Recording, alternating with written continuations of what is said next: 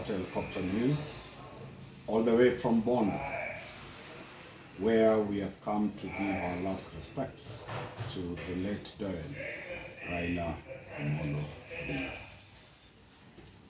Do you know, this is the first person who was given a state burial and one who was allowed to lay in parliament, and yet was not a president, nor was he a serving deputy vice president. The state burial has two roles. There's the state burial where people are not taken to parliament. Only 4 people have been taken to parliament. In the year 2003, Kijana Wamalwa, then the vice president of the Republic of Kenya, was taken to parliament and he lay in parliament. 2, His Excellency the late President Moi is the second person to lay in parliament.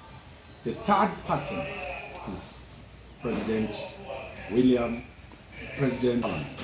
And lastly, Raila Odinga. Only 4 people have been given the honor to lay in state in parliament. Then you'll be asking me, what about Jomo Kenyatta? Jomo Kenyatta, the first president of the Republic of Kenya, died in Mombasa State House. He was brought to Nairobi State House and lay in State House for 10 days. He was removed from State House and taken to be buried at Parliament grounds. So President Jomo Kenyatta never lay in Parliament as the 4 have laid in Parliament. What is the importance of Parliament? Parliament is specific because all 55 million Kenyans have elected their representatives.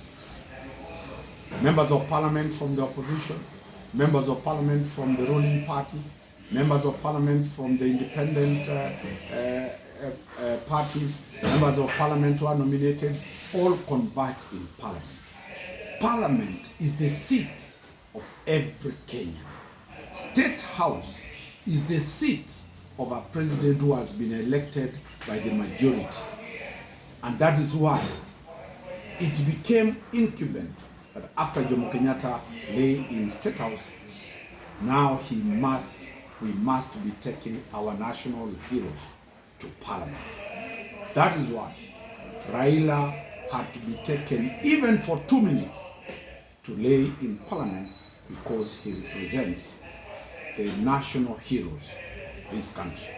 Number 2, what is the implication of Raila Odinga lay in state in Parliament?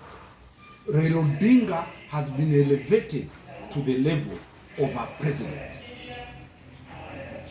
The law that deals with deaths and state burials are found in Cap 197A, which deals with the retirement and benefits of a sitting president and a retired president. Section 12 provides that only the head of state serving or a retired president shall have a state burial.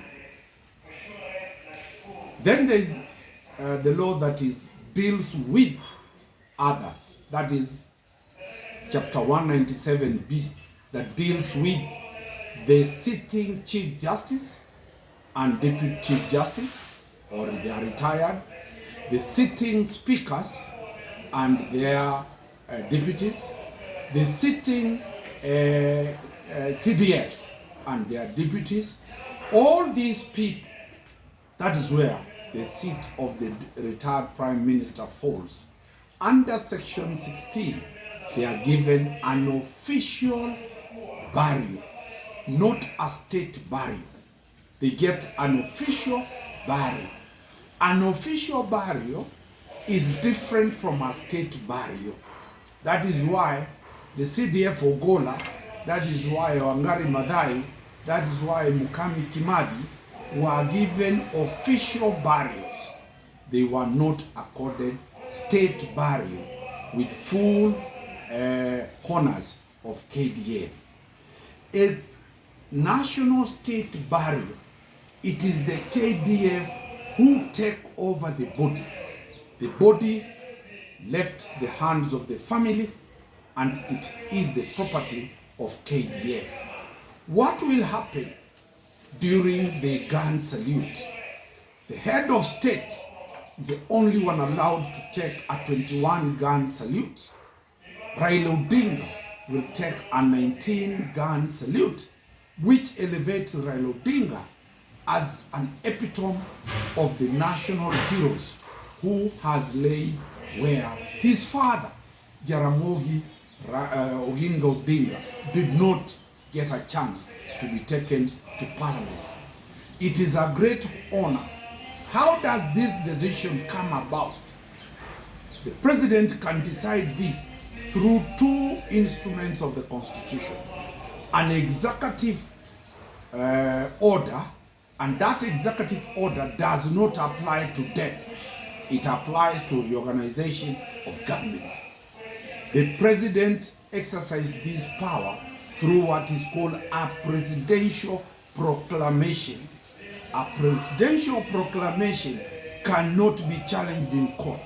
A presidential proclamation cannot be taken for contest anywhere.